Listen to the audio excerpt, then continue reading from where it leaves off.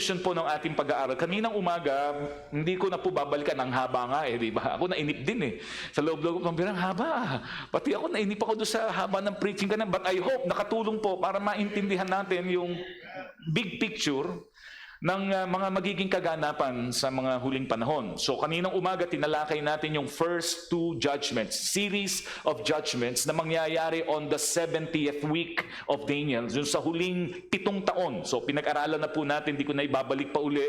So pinag-aralan natin yung seal judgment. At pangalawa, merong 6 judgments po yon. Seal, kasi yung ika-7 pahinga, but it will usher the next series of judgment. Okay, so pinag-aralan din po natin kaninang umaga yung second series of judgments, which is called the trumpet judgments. Okay? So pagkatapos po ng trumpet judgments, ito na po yung huli. Okay? Ito na po yung huli. Yung first series of judgment, yung seal judgment, yun po ay judgment of the fourth. 1/4 ng buong mundo ay affected. Yung trumpet judgment is the judgment of the thirds. Kasi 1/3 ng buong mundo will be affected. At ito naman po, mga kaibigan, ito po yung kaganapan ng kabuuan. Ito yung kumbaga sa panuorin parang grabe, nakakatakot naman. Okay? Again, inuulit-ulit ko po, ang purpose ng ating pag-aaral ay hindi para maghasik ng takot at ng terror, kundi para tayo po'y ma-inform, makita natin ang Panginoon, hindi po siya nang bibigla Kaya walang makakasisi sa Diyos Hindi po pwedeng sisisihin ng tao ang Diyos. Bakit nangyari yun? Ba't di mo sinabi? Bakit ganyan? Kung talaga mapagmahal ka. Alam po niyo kung ang Diyos hindi mapagmahal, hindi na niya sasabihin sa atin Hindi siya magbibigay ng warnings. But because the Lord loved us, the Lord loves us, nagbibigay siya ng warning. Sa matagal na panahon, the Lord has been gracious. Hindi lang mga kaibigan sa mga Israelita, kundi sa lahat ng tao. At kung ang tao man ay mapapahamak, ito po ay hindi dahil ginusto ng Diyos, kundi ginusto ng tao kasi pinili niyang pagmatigasin ng kanyang puso at baliwalain ang paanyaya at ang biyaya ng Diyos para sa kanya. So pinag-aralan po natin at ngayon po ay pag-aaralan natin yung last series of judgment at ang tawag naman po natin dito is bowl judgment. Mangkok, bowl. Napakatindi ng pagkakagamit ng anong klase ng judgment kasi parang mangkok parang bubuhos talaga Ganun katindi bowl judgment. So meron po itong 7 judgments. Simulan na po natin. Baka mahaba po itong humaba po. Makikita po natin ang series of judgments na ito sa Revelation chapter 16. Ito po yung verses 1 and 2. Kung titignan po natin sa ating mga banal na kasulatan, sabi po ng talata in verse number 1, sabi po, "And I heard a great voice out of the temple saying to the 7 angels, Go your ways and pour out the vials," bowls. Ang vials po ay bowls. Mangkok sa Tagalog. "Vials of the wrath of God upon..." Talagang galit na galit ang Diyos. Pastor, akala ko, for God so loved the world. Ay, totoo naman po, hindi naman po natin mapasusubalian yung katotohanan that God so loved the world. Kaya nga niya ibinigay ang kanyang bugtong na anak. Pero tandaan po natin, God is love. Pero hindi ibig sabihin na ang Diyos ay pag-ibig. Lahat ng gusto natin, kahit kasalanan, kahit labag na sa kanyang kaluwalhatian at kabanalan, ay tatanggapin na lamang niya. Kailangan din nating kilalanin at irespeto na hindi lang mapagmahal ang Diyos, hindi lang mapagbiyaya ang Diyos, but God is a God of justice. He is a holy God. Alam po ninyo, bakit po tayo naghalal ng mga namumuno? Hindi lang para masabing may presidente, hindi lang para masabing may mayor. Kung hindi kaya may gobyerno para magpatupad ng ng kaayusan, ng batas. O sasabihin natin, ang gobyerno is for the people, di ba? By the people, ano nga ba yun? Democracy, di ba? And for the people, di ba? Pero hindi ibig sabihin na kung ano na lang yung gusto ng tao dahil gobyerno, tao ang naghalal, kung ano yung gusto ng tao, yun ang masusunod. Palagay ko kung dito sa lugar natin, sa Kalumpit, may mga taong gagawa ng mali at magnanakaw, papatay ng tao, at pagkatapos yung mga namumuno ay sasabihin, choice nila yan Palagay ko, sasabihin natin, walang kwentang gobyerno to. Bakit walang kaayusan eh? Bagaman ang gobyerno at pamamalakat ay ginawa at itinatag para sa ikabubuti ng tao, pero hindi ibig sabihin kabubuti ng tao, lahat ng gustong gawin ng tao, okay na. The same is true with God. Kung tayo dito sa lupa, naapektuhan kapag ang kasamaan nagpo-proliferate, patas hindi napaparusahan. Mga kapatid, ang Diyos ganun din. Ang Diyos hindi natin questionin ang kanyang kabutihan, ang kanyang pagmamahal sa atin, kasi pinatunayan niya sa napakaraming paraan at pagkakataon. Isinugo niya ang kanyang bugtong na anak. Amen? Naging mapagpahinuhod siya, naging merciful siya, naging mapagpatawad siya, regardless ng mga kasalanang nagawa natin against God. Pero there will come a time na magsusulit lahat. At kung darating yung pagsusulit, may parurusahan. At kung meron mang parurusahan, hindi po pwedeng sabihin ng tao, unjust ka, Panginoon. Hindi. Kasi ang Diyos ay just. At kung darating man yan, walang taong maninisi sa Diyos, dahil kung meron man siyang sisisihin, walang iba kundi ang kanyang sarili. At mangyayari po ito, kaya ang Diyos mahal niya tayo, mahal niya ang lahat ng tao, kasi hindi niya nilihim. There will come a time na talagang parurusahan ng Panginoon ang kasamaan. Si FPJ nga pag puno na ang salop, kakalusin din. FPJ yon, Diyos pa kaya?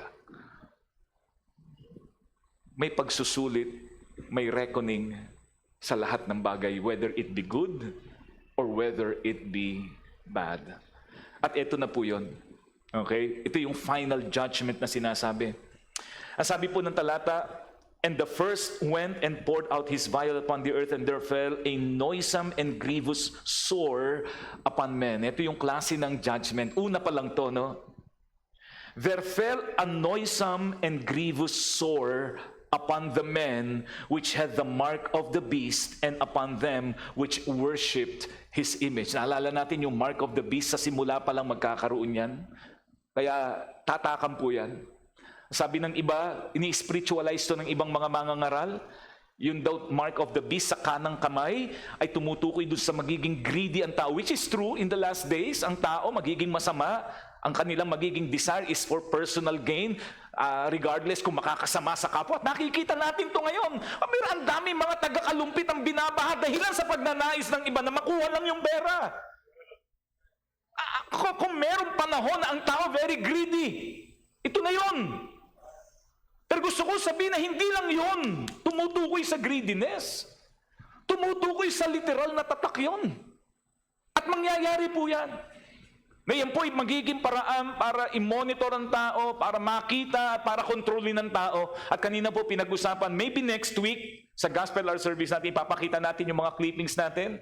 Hindi po yan sa isang Christian publication, kundi mga newspapers. Way back 1996, way back 1998, ipinakita na ng mga pahayagan natin, Inquirer, Manila Bulletin, Manila Times, yung mga kaganapan at yung mga plano na nakita natin ngayon unti-unti at yung iba naganap na nagpapakita sa atin that we truly are in the last days.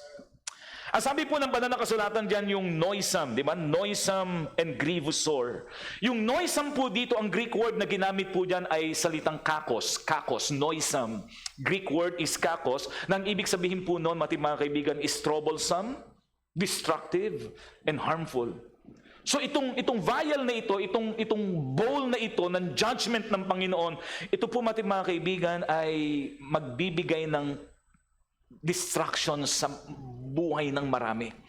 Yung salitang grievous, di po ba? Noisome and grievous sore. Sa ibang salita, yung noisome o yung grievous ay loathsome. Okay? Ang ibig sabihin po nito ay, para lang ma-illustrate at ma-imagine natin, foul smell, mabaho. Magkakaroon ng source ang mga tao na hindi ordinaryong sore, kundi destructive, makamamatay, at hindi lang yon, parang sabi nga dito ay foul, malignant, and incurable. Parang cancer. It will be incurable. Sore, helkos, a wound, especially a wound producing a discharge. Yung, alam po yun, pasensya na kayo sa mga terms, nakakaano lang, nana. Yung po ang ibig sabihin, a sore and ulcer, a cancer-like disease that will affect the whole body. Ang Greek word po na ginamit dito to describe the judgments are the boils that plagued the Egyptians. Kaya may nangyari rin ganito in the past. Sa Exodus, makikita natin to in Exodus chapter 9 verses 9 to 11. Naalala natin yung, again, the 10 plagues. Di ba, nagkaroon sila ng mga sores. Ito rin po yun, the same. Kaya gagawin at mauulit po uli. Ganon din po, mga kapatid, yung nangyari kay Job. Naalala natin in Job chapter 2 verse number 7, nagkaroon siya, mga kaibigan, ng sores from the top of his head to the sole of his foot. Sakit, hindi maganda, mabaho, bibigay natin, mga kaibigan, ng hindi magandang pakiramdam. In Deuteronomy chapter 28 verse number 27, tingnan po ninyo ang sabi ng talata. Ano lang po, konting, para lang i-ano natin sa banal na kasulatan, may ganun talaga mga judgments na ginawa ang Panginoon eh. At dito po sa last days, mas grievous, mas matindi. Kaya hindi imposibleng mangyari kasi nangyari na in the past eh. Ang sabi ng talata in Deuteronomy 28 verse number 27, ang sabi ng Bible, the Lord will smite thee with the botch of Egypt and with the emerods. Yung emerods, ang ibig sabihin po yan ay tumors, mga tumors. And the scab and the itch whereof thou canst not be healed. Walang kagalingan. Grabe po, naranasan na po ba ninyo yun? Ang misis ko po, meron kaming aso, yung paboritong aso ng pamilya namin, house dog. Ay, grabe po yan. Minsan kapag, alam niyo, may mga aso na nagkakaroon ng rashes, yung mga kamot ng kamot. Pag nando sa ibabaw, marinig, misis ko, galit na galit. Pumupunta po sa kwarto namin para doon mag-iisip. Pero kapag, hoy, baba, kuhanin mo itong anak namin. Hindi mapigil. Ini-imagine ko pa lang, Ini-imagine ko pa lang. Yung makarinig ka ng taong ganon at makakita ka ng ganon, hindi ka na makaani, parang, kung ikaw pa mismo yung magkakaroon ng ganon. Ini-imagine ko yung kagrabihan ng sitwasyon ng mga tao maiiwanan sa 7 years of tribulation. Hindi po madaling mabuhay doon sa ganong bahagi. Pero may mga tao na mapupunta at magsasuffer because they rejected the invitation of God, the invitation of Christ, upang sila ay magkaroon ng buhay na walang hanggan. Ang lahat po ng ito, ang sabi ng Bible, ay dadanasin ng mga tao that have the mark of the beast, and upon them which worshipped his image. Yung mga tataklaman po ng pangalan ng Antichrist ang makakaranas nun. Kaya meron pa rin protection kasi merong masasave during the time of tribulation, pero hindi ganun karami. Napakahirap. Kasi kapag ang isang tao ay pumasok sa tribulation period at doon pa lang siya magkakaroon ng realization, talagang ang Diyos mapagbiyaya pa rin kahit ganun ang sitwasyon, meron pa rin masasave, pero hindi madali. Kaya again, ang isa sa challenge natin, wag nating ipagbaka sakali yung mga mahal natin sa buhay. At wag nating hayaan na mabaliwala yung pagkakataong ibinibigay sa atin ng Panginoon sa panahon nating ito. Zechariah chapter 14 verse number 12. At ito ang salot sa Tagalog na ipinanalot ng Panginoon sa lahat ng bayan na nakipagdigma laban sa Jerusalem. Ang kanilang laman ay natutunaw. Imagine niyo, ang kanilang laman ay matutunaw. Samantalang sila'y nangakatayo, ang kanilang mga paa at ang kanilang mga mata ay matutunaw sa kanilang ukit. Alam niyo, yung sobrang at ang kanilang dila ay matutunaw sa kanilang bibig. Grabe, no? Unimaginable. Grabe. That's the first bowl. Second bowl, ito na po yung mangyayari. The sea turns to blood. Naalala natin, mga kaibigan, kanina pinag-aralan natin yung trumpet judgment, the thirds of the living creature, diba, in the sea will die. Kasi nga doon sa mga mangyayari, yung sinabi natin kanina, may babagsak na yung ibang mga nag-aaral ay tinutukoy yung mangyayaring gera maging sa, 'di ba, sa dagat, napapatay sa 1/3 ng lahat ng mga creatures sa dagat. Binasa natin yan in the Bible kanina. Ngayon po, itong sabi, Revelation chapter 16 verse number 3. And the second angel poured out his vial upon the sea, and it became as the blood of a dead man. And every living soul died in the sea. So, imposible. Hindi totoo yan. Hindi. May nangyari na rin pong ganyan. Again, the 10 plagues of Pharaoh. Alala natin during the time when Moses, kinakausap niya, mga kaibigan, sinasabi niya kay Pharaoh, Pharaoh, let my people go, sabi niya. Pero nagmatigas si Pharaoh. Ang isa po sa plague na ibinigay ng Panginoon through Moses, yung Nile River na pinanggagalingan ng kanilang fresh water, di ba? Na doon sila kumukuha ng mga isda na kanilang kinakain. Mayaman po ang Egypt during that time, silang pinakamakapangyarihan eh. Pero during that time, ating mga kaibigan, ang Nile River was turned into blood. Naalala po ninyo yung tigas ng puso ni Pharaoh. Sabi niya, sige na Moses, sige na nga, umalis na kayo dito. Diba? Kasi hindi nila kaya eh. River pa lang yun. Eto sea. Buong mundo po ito eh. Kaya makikita natin yung kahirapan ng buhay na pagdadaanan ng mga tao. Doon yan sa second bowl. Okay? Second bowl. Ito pong bahaging ito ng bowl judgment, this is more intense and this is more extensive. The second angel pours his bowl into the sea. It becomes like blood, like that of a dead man. Kaya makikita natin, just imagine a sea full of blood like that of a man. Kaya ang tubig sa lahat ng mga dagat, kakapal. It will become thick and dark, caused by the death and decay of billions of sea creatures. Hindi lang po tao to, kundi lahat. Walang mabubuhay, mga kaibigan, na isda sa ganong klase ng tubig. Mamamatay ang mga isda. Kaya ganon ang sitwasyon. This worsens the famine and that the world is experiencing. Imagine po ninyo mga kapatid, ang mahal na nga ng bilihin, yung iba siguro pupunta sa pangingisda, yung iba magtatanim, ang problema, di ba? Yung mga hail, masusunog ang marami, tapos dito, yung iba ang pinagkukuhanan na lang, matid, yung natitirang mga isda sa dagat. Pero darating ang pagkakataon, totally mawawala lahat. Mawawala lahat. Dagdag pa dito yung pollution. Just imagine na, kayo po ba nakaamoy na ng yung isda na kung saan nilinis yung isda bago nyo lutuin, tinanggalan nyo ng hasang, nandun yung lahat ng, diba? Subukan po yung stock. Subukan yung stock. Grabe po baho nun. Nakadaan na po ba kayo mga kaibigan doon sa isang lugar na mga nakatumpok na mga dumi ng manok, yung ginagamit na pataba? Grabe, hindi ka makakatiis, di ba? Just imagine,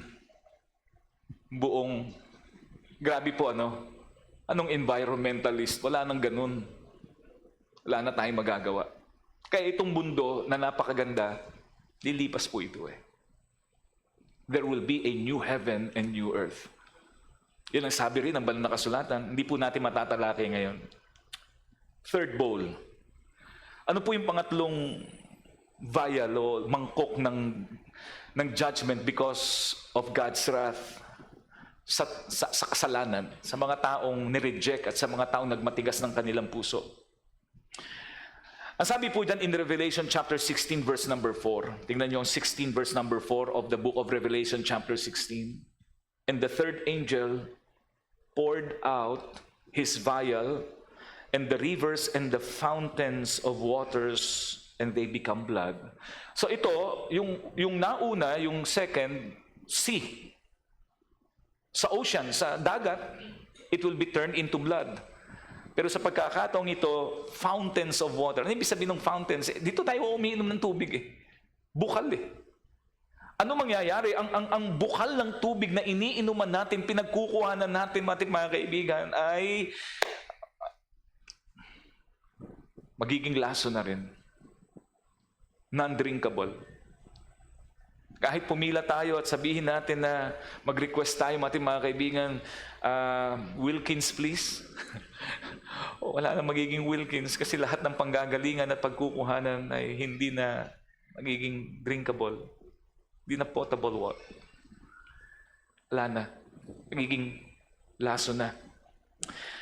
Ang nangyari po sa second bowl of judgment, yung pag-turn ng salt water, tubig, dagat into blood, ito naman po yung fresh water supply, dahilan na rin sa prolonged drought, dahilan dun sa mga events na nangyari, ay dagdag po dito, mga kaibigan, ay hindi na talaga maliban sa kakapusan, yung maiinom ay hindi na rin po pwedeng inumin. Kaya ang dami pong mamamatay. Di ba naalala natin kanina, 1/4 of the world's population will die? Ilan po yun? Kanimutan natin kanina, ilang bilyong mga tao mamamatay. Alam po nyo, ako personally aamin na may mga preachings, at marami naman preachings, most of the preachings na i-preach ko, pag i-preach ko, masaya. Excited ako. Pero aamin ako, kapag siyempre, aaralin mo muna to bago may preach, ano? Bago ko pinipreach, ini-imagine ko, sabi ko, grabe, no? Hindi ko ma-imagine na mangyayari pala yun. Hindi ko po sinasabing hindi ako masaya tayo kung i-preach. Kailangan nating i-preach. This is the whole counsel of God, eh. Pero yung ini-imagine ko yung magiging kalalagayan, parang, grabe, no? Kung ako merong akong mahal sa buhay, kung ang asawa ko, kung ang anak ko, kung ang tatay at nanay ko, pambihira, aabutan ng gano'n ang hirap. Ang hirap namang ditbitin sa kalooban. Kung ang mahal ko sa buhay, sabi ko, grabe. Kaya sabi ko, Panginoon, kung meron ba akong mga mahal sa buhay na hindi pa saved, Lord, iligtas mo po. Hindi ako po pwedeng magpabanjing-banjing sa buhay ko bilang mananampalataya kasi ang daming mapapahamak at ang mga mapapahamak yung iba mababait. Iba mabubuting mga tao pero hindi nila tinanggap ang alok na tagapagligtas at kaligtasan sa pamagitan ng Panginoong Kristo. Marami sa mga mahal natin, sa mababait naman, mga relihiyoso naman. Kaya lang, ang way of salvation na itinuturo ng Bible is not by works. Kasi hindi pabaitan, hindi paramihan ang ginawa. Kasi mismo ang salita ng Diyos sa Book of James, ang sabi ng banal na kasulatan, sa 10 utos na masunod ng isang tao, masunod mo ang siyang sumablay ka sa isa, nasuway mo lahat eh. Hindi po pwedeng sabihin ng isang tao na pinaratangan at hinatulan na siya, mga kaibigan, ay pumatay ng tao sa isang judge na nagbigay ng hatol. Judge, teka muna, unjust yan. O, totoo, pinatay ko yung kapitbahay ko, pero gusto ko sabihin sa iyo, isa lang ang kasalanan ginawa ko. Pero araw-araw mabait ako, araw-araw nagbibigay ako, araw-araw tumutulong ako sa kapwa, yung pera ko sa mahihirap ibinibigay ko. Hindi po pwedeng dahilan yon. Alam niyo, sasabihin sa atin ng judge, ba't ka ba nandito? Ba't ka ba akusahan doon sa 20 kabutihan? Hindi po. Sa ano? Doon sa nagkasala ka ba? O, doon ka inaakusahan at doon ka hinatulan. Kaya hindi pabaitan, hindi paramihan ng kabutihan. Hindi po. Hindi. All have sinned and come short of the glory of God. At ang sabi ng Romans chapter 6 verse number 23, for the wages of sin is death. Yun lang ang hatol dyan eh. The wages of sin is death. Kamatayan, hiwalay sa Diyos. Kaparusahan ng kaluluwa. But the gift of God is eternal life through Jesus Christ our Lord. Hindi sa denominasyon, hindi sa relihiyon, hindi sa kabaitan, hindi sa magagawa natin, kundi sa ginawa ni Kristo sa krus ng Kalbaryo, nang akuin niya ang lahat ng kasalanan ng tao at siya'y namatay sa krus ng Kalbaryo at hindi na natiling patay kung hindi nabuhay na mag-uli upang sabihin sa bawat isang tao na sumampalataya sa Kanya na itong tatanggapin nyo, you will have power over death. Sapagkat ang kinilala niyong tagapagligtas ay Diyos na makapangyarihan at Diyos na nagbibigay ng kaligtasan at tumubos ng inyong mga kasalanan at tinanggap ang kabayaran ng Diyos Ama na pinagkasalahan ng bawat sa atin, kaya meron na kayong buhay na walang hanggan. Iyon ang message of salvation. Kaya hindi pabaitan, hindi pareliyosohan, kundi ang kailangang gawain ng isang tao is magkaroon ng realization, without Christ, I am nothing, I can't do anything, I cannot save myself. I need to trust and accept Jesus Christ as my Lord and personal Savior. Haba pa po ito, pero bilisan natin. Fourth judgment. Fourth bowl judgment. Eto, matindi-tindi. Revelation 16:8. Di ba nakakapanood po kayong mga pelikula? Di ba yung mga last days, yung mga gera lang ang pinapakita dun eh. Di ba yung Armageddon, di ba? Dun kinukuha ng mga filmmakers yun eh. Pero hindi yun yung talagang sinasabi ng Biblia. Mas matindi po ito. Ang sabi po in Revelation chapter 16 verse number 8, and the fourth angel poured out his vial upon the sun, and power was given unto him. Ano sabi? To scorch men with fire. Scorch men with fire. Ang araw po ang pinagmumulan ng liwanag, ng heat, ng power, pero sa pagkakataong ito, ang araw ang magiging deadly killer. It will be the deadly killer. Ito po ay marahil sa tindi ng sikat ng araw. Di ba kahit naman ngayon, naririnig na natin? Oh, kung lalabas kayo, vitamin D, labas kayo from 6 to anong oras? 8? 7? Medyo healthy pa. Pero wag kang lalabas ng alas 9. Kasi pag alas 9, nako, delikado ka na. Diba? Magkakaroon ka na ng skin cancer. At yan po ay dahil sa sinasabi, mga kapatid, na ang ozone layer ay butas na. Kaya yung mga rays ng sun na pumapasok sa atin at tumatama sa balat natin ay ay deadly na. Diba? Hindi na healthy. Kaya pansinin po nyo, kung merong magandang hanap buhay ngayon, skincare. Diba? Skincare. Kasi lahat ngayon, dati ako po, hindi po ako naglalagay ng moisturizer. Anong pang babae yan eh. Ganun ang kaisipan ko ng bata eh. Ang nakikita ko naglalagay ng moisturizer, lola ko, mama ko. Lola ko, mga kaibigan, naalala ko, nagugulat pa nga ako kasi lola ko kapag naglagay ng moisturizer paggabi, yung Nivea, grabe po, puting-puti eh, talagang, sabi ko, ano nangyari? Yung iba po, talagang gumagastos na. Ngayon po, ang mga lalaki, mas vain kaysa sa babae. Diba? Mas gumagastos ng pera sa moisturizer. Ako po, gumagamit na rin ako. Kasi sinasabi ng mga doktor, kasi magugulat ka nga naman, nauso skin cancer, di po ba?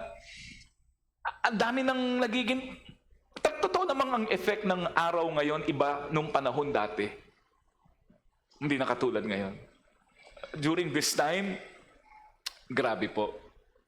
It will scorch man. Susunog. Sobrang tindi ng init at ng sikat ng araw.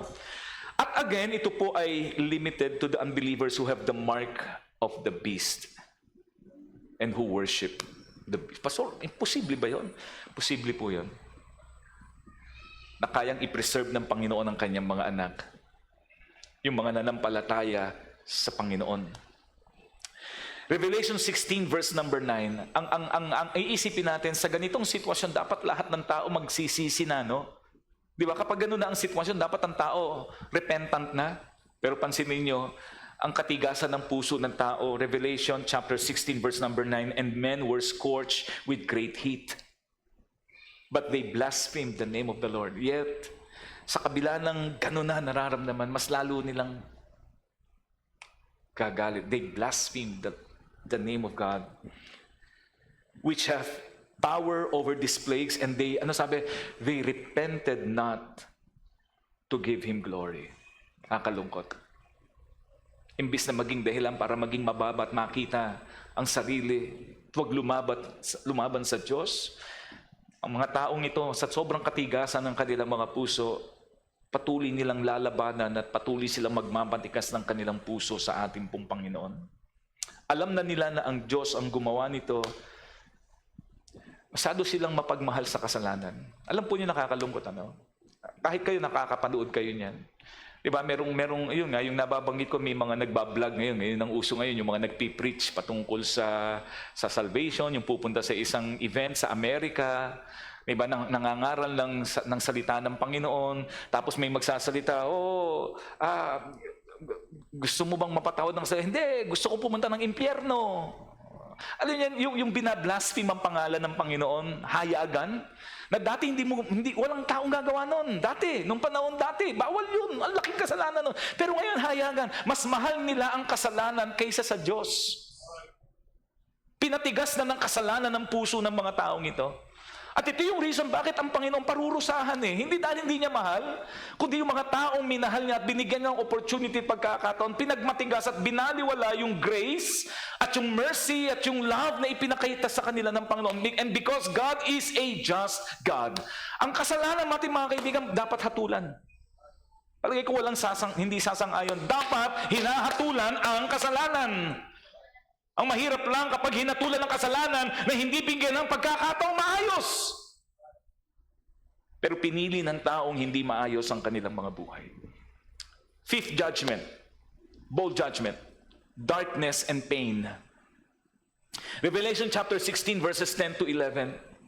Ang sabi po dyan, and the fifth angel poured out his blessing, pours out his vial upon the seat of the beast. So ito na, yung Diablo, akala ng Diablo. Kaya ang Diablo hindi po siya panghabang buhay. Ngayon po, parang he is the ruler of the world. Pero meron pong panahon na ang Panginoon patutunayan niya that he is the king and he is the ruler, he is the sovereign God. At ang Diablo, hindi po hinihigit sa Diyos. Ang Panginoon pa rin ang pinakadakila, pinakamakapangyarihan sa lahat. And his kingdom was full of darkness, and they gnawed their tongues for pain. Bagaman ang tawag na natin sa kanila kadiliman, pero literally magiging kadiliman at hindi lang yung kundi kasama po dito yung hirap na pagdadaanan ng mga sumapi sa kampon ng kaaway. May nagsasabi na ito po'y tumutukoy sa actual Antichrist throne. Ang iba naman ay nagsasabi na ito'y tumutukoy sa capital city but extends to all his dominion. Ngayon, regardless of where the darkness begins, it eventually covers the Antichrist's entire kingdom. Yung akala niyang makapangyarihan siya, okay, ang dami niyang mga pangako, pero darating ang pagkakataon ng Antikristo ay makikita niya at ipaparanas sa kanya ng Panginoon ng lahat ng kanyang ginawa, lahat ay deception at pati siya ay makakaranas ng judgment ng ating pong Panginoon. Joel chapter 2 verse number 2, isa po sa mga prophetic books. Ang sabi po ng Joel chapter 2, a day of darkness and of gloominess, a day of clouds, of thick darkness, as the morning spread upon the mountains, a great people and a strong, there hath not been ever the like. Neither shall be any more after it, even the years of many generations. Hindi po natin mararanasan ng talagang total darkness, but kahit walang kuryente sa gabi, pero ang buwan may bituin, may gasera, may kandila at iba pa, pero sa pagkakataong wala ang lahat ng ito. Just na-imagine na po ba ninyo at naranasan ba yung total darkness? Yung walang ilaw, walang kuryente, pero may buwan may stars pero yung total darkness na wala kang makakita. Ang makakapaliwanag niyan, mga bulag Parang ganun ang sitwasyon ng mundo at ng mga tao sa pagkakataong ito. Ito po yung sinabi rin ng Mark 13:24 to 25.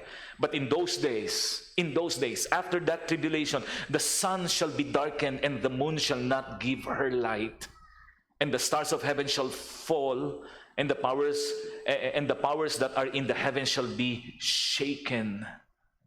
They will be shaken. Again, how would they react? How would they react? Sa ibang mga tao kapag gano'n na, sorry. Pero tingnan nyo, verse number 11 of Revelation chapter 16, and blasphemed the God of heaven because of their pains and their sores, and they repented not of their deeds. Tigas pa rin ang ulo, tigas pa rin ang puso. Sixth bowl. Sixth bowl. Revelation 16, verse number 12. And the sixth angel poured out his vial upon the great river Euphrates, and the water thereof was dried up, that the way of the kings of the east might be prepared. Ngayon po, di ba meron kayo naririnig, uy, ang bira, mukhang eto, nasa tribulation na yata tayo kasi yung great river of Euphrates slowly drying up. Meron pa nga mga pictures, no? Nakikita ba ninyo? Meron ba kayo nakikita mga feed sa inyong Facebook? Actually, hindi pa ito yung ngayon.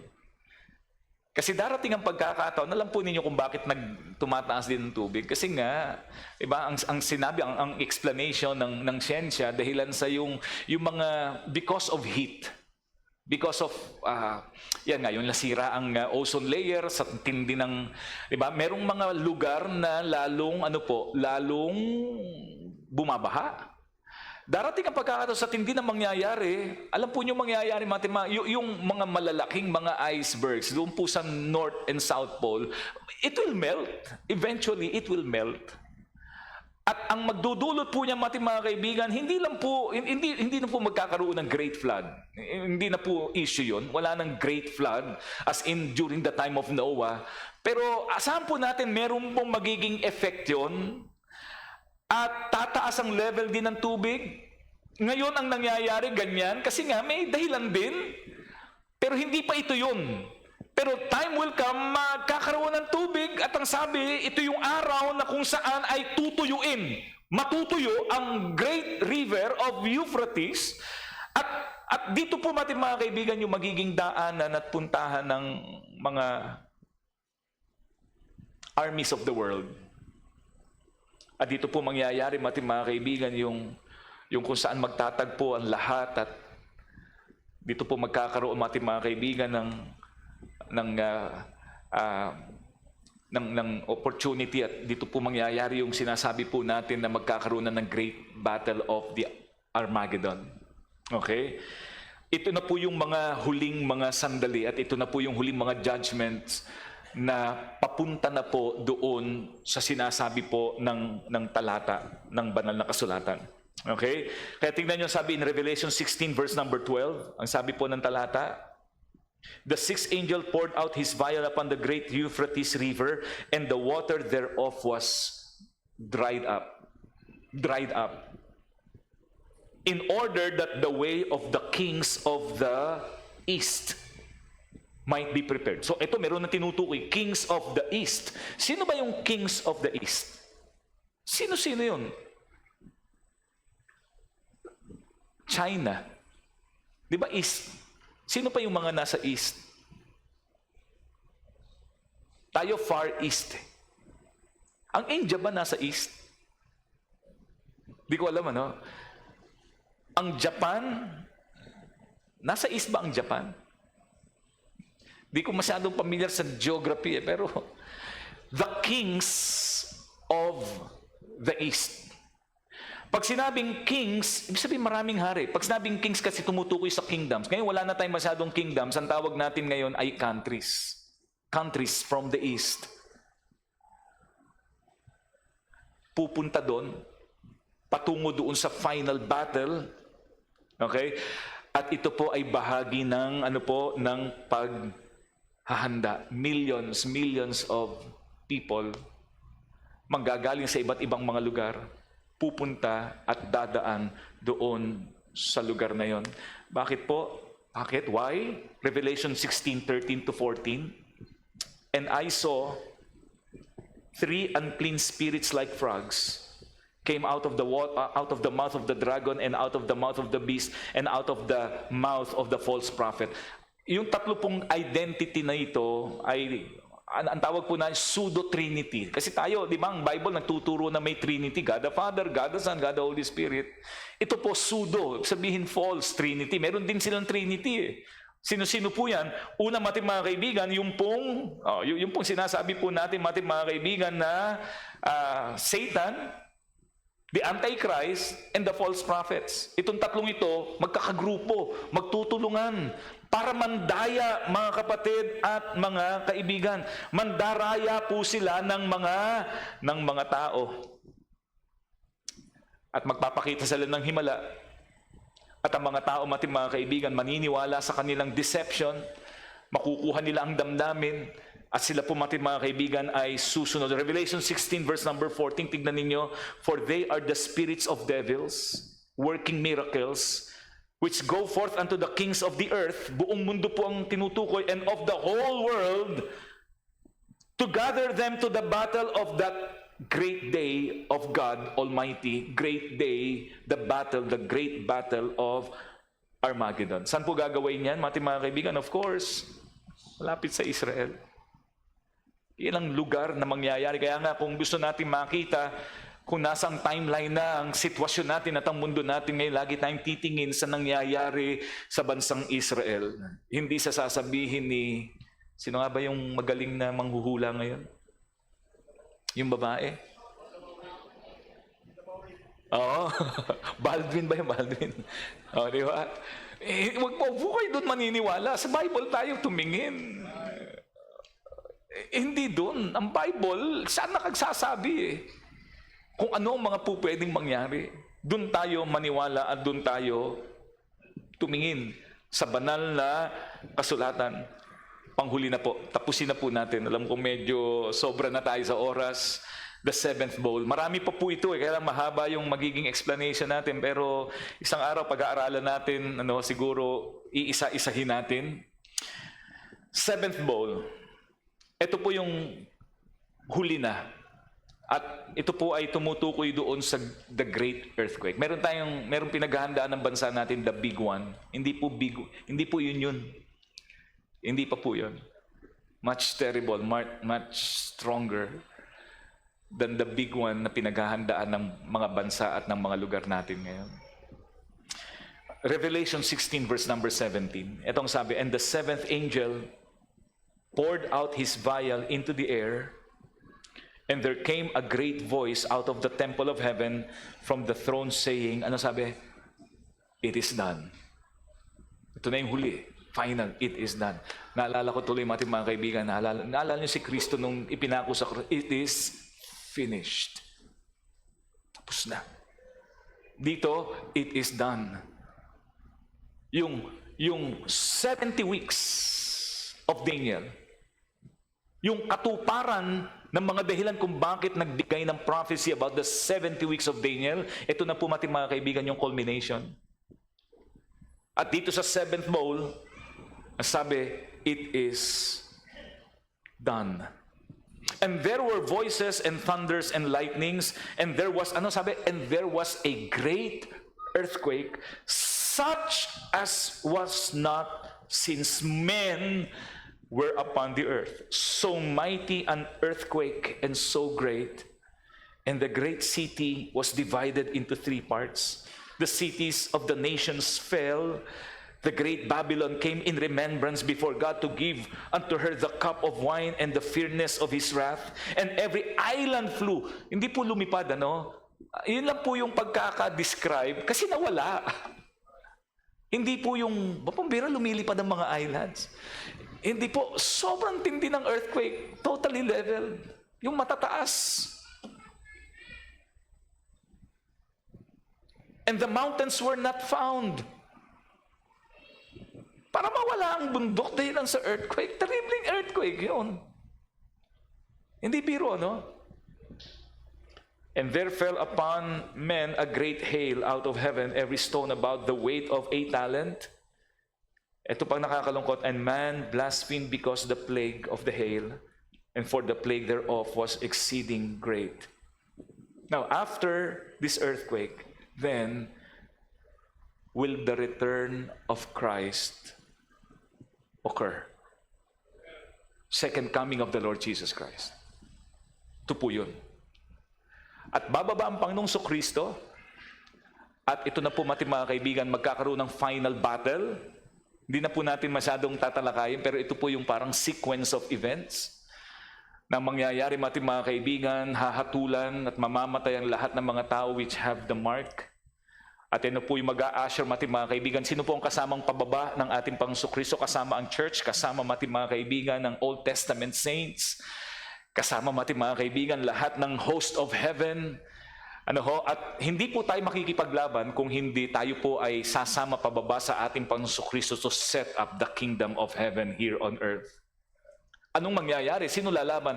Ang Panginoong Kristo po ang lalaban sa kanila at hindi po matatalo ang ating Panginoong Kristo. At iyon po ang sinasabi ng banal na kasulatan. Revelation chapter 19 verse number 15. 19 verses 11 to 14 muna.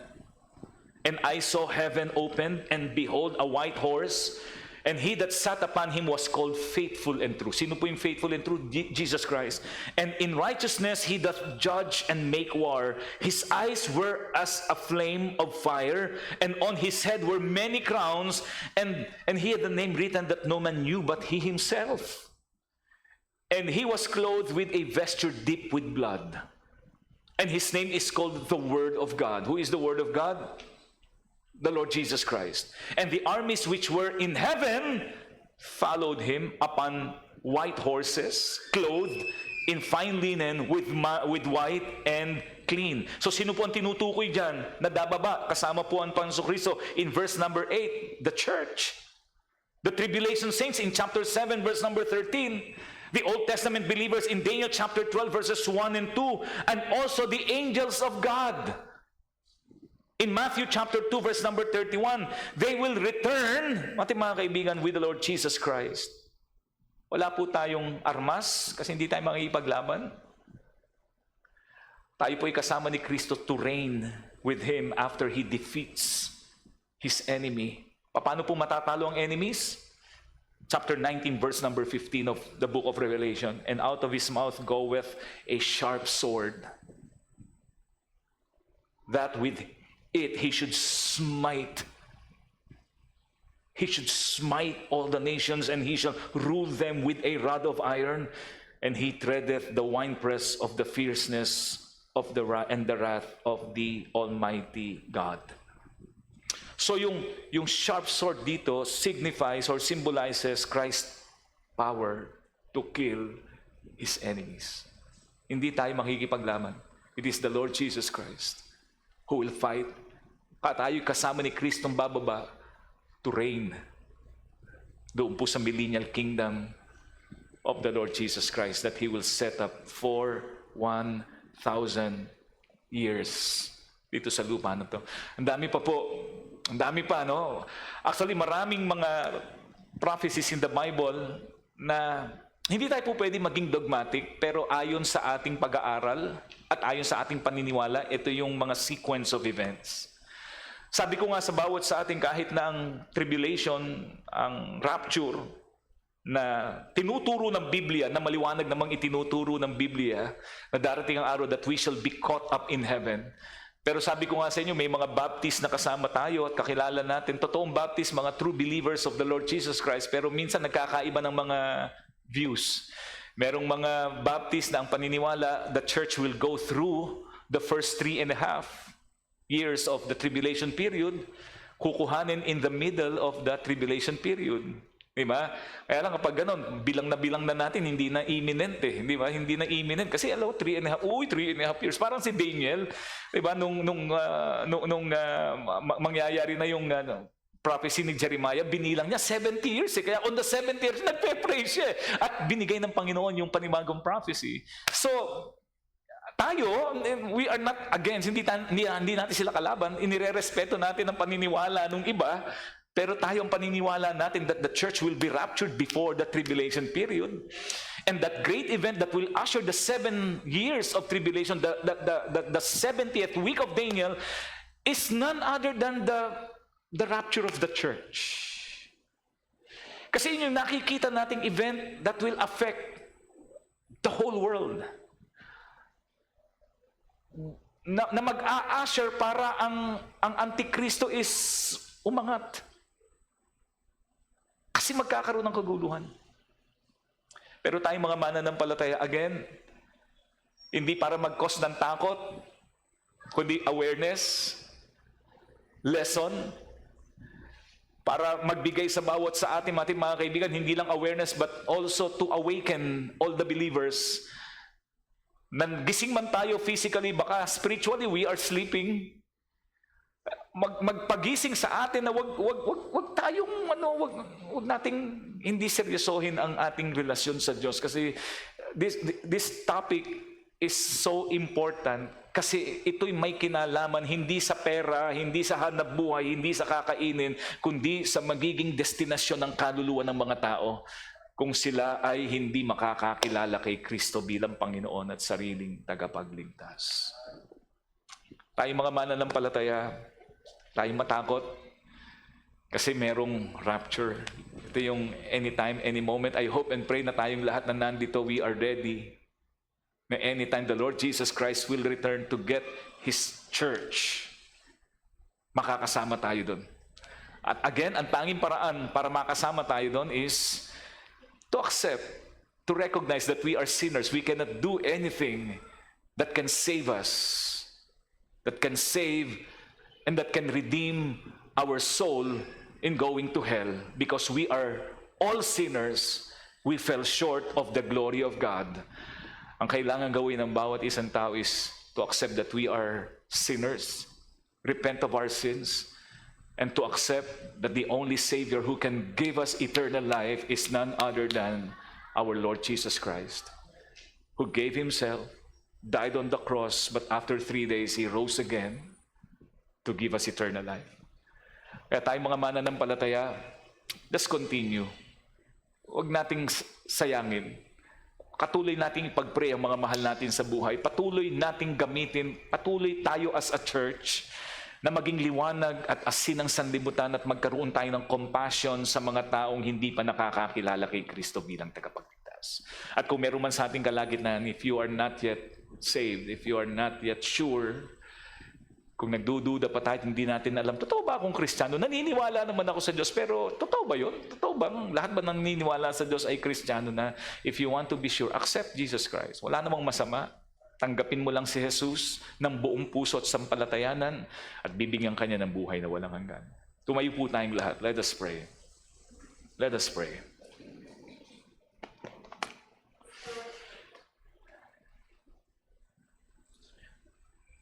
Ngayon pong gabing ito, sa maikling sandali, alam ko pong humaba ang ating service ngayong gabing ito. Pero humaba man, pero okay lang.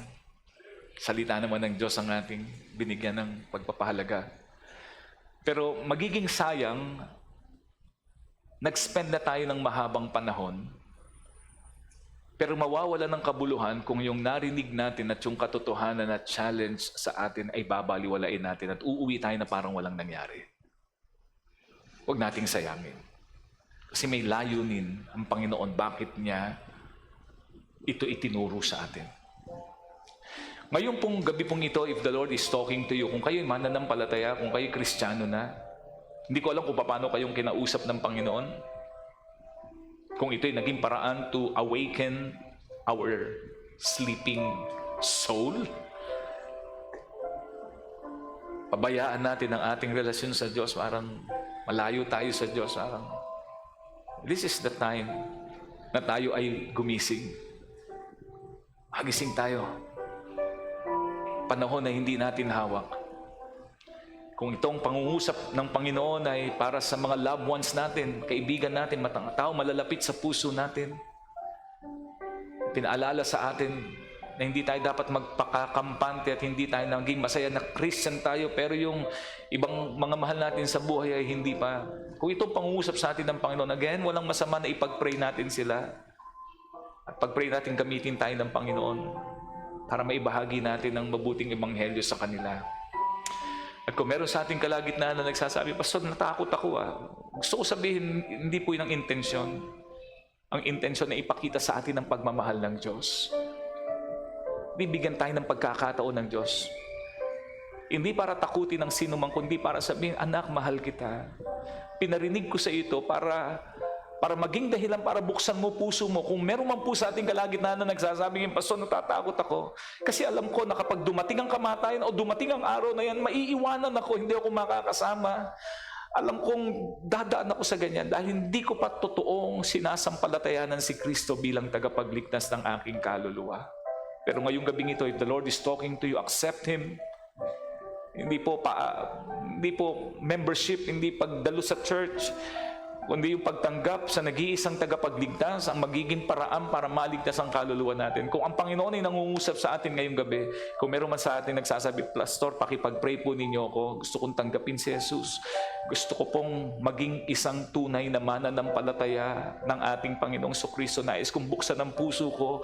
I want to accept Him as my Lord and personal Savior. Kung itong yung panalangin, maaari po ba kahit sa maikling sandali, itaas mo lang kamay mo, ipagpe-pray kita. Kung meron man, please.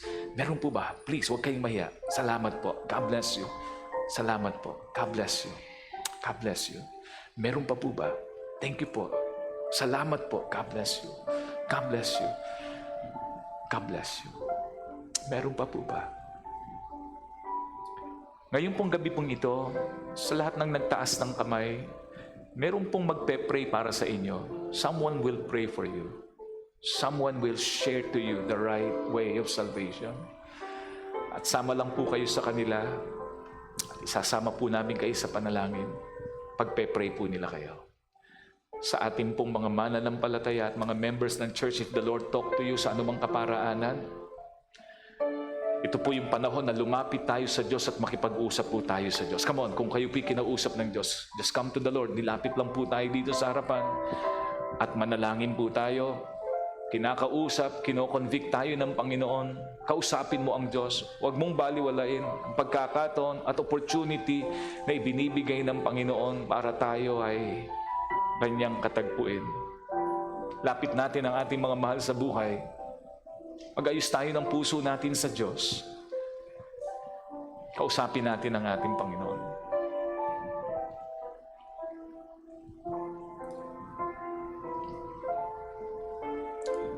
Tayo po'y manalangin. Ama naming banal, salamat po sa iyong salita. Salamat po sa aral ng iyong salita. Salamat po sa pangako ng iyong salita.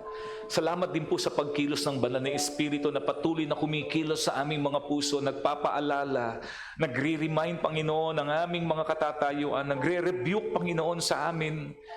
Ama, sa pangalan ni Jesus, ayusin mo po kung ano man po ang sitwasyon ng aming mga buhay. Papakababa kami, Panginoon, at kami po'y nananalangin din sa mga mahal sa buhay, kakilala, malalapit sa puso ng mga tao, Panginoong wala pang personal na relasyon sa iyo bilang tagapagligtas. Lord, hindi po namin kayang ipilit ang kaligtasan. Pero Lord, gamitin mo po kami. Gamitin mo po kami. Ang buhay namin, ang patutuon namin, ang mga makikita at maririnig sa aming mga bibig, ay gamitin mo, Panginoon, upang magbukas ng puso at magbigay ng opportunity para ang mga taong ito, Panginoon, na ipinagpe-pray namin ay magbukas at makakilala kay Kristo bilang tagapagligtas ng kanilang kaluluwa. Panginoon, salamat sa katiyakan ng kaligtasan, salamat po sa kapayapaan ng puso. Bilang mga mananampalataya, o aming Diyos, nakikita namin sa tamang paraan at tamang pananaw ang mga sitwasyong nangyayari at mga mangyayari pa na nakasulat sa iyong mga salita. I-bless mo po kami, pagpalain mo po kami. Ibinabalik namin lahat ng kapurihan at ang lahat ng pagpapasalamat. Ito po ang aming dalangin at ito po ang aming pong samo sa matamis na pangalan ng aming Panginoong Jesus at ng aming pong tagapagligtas. Amen at Amen. Purihin po ang Panginoon.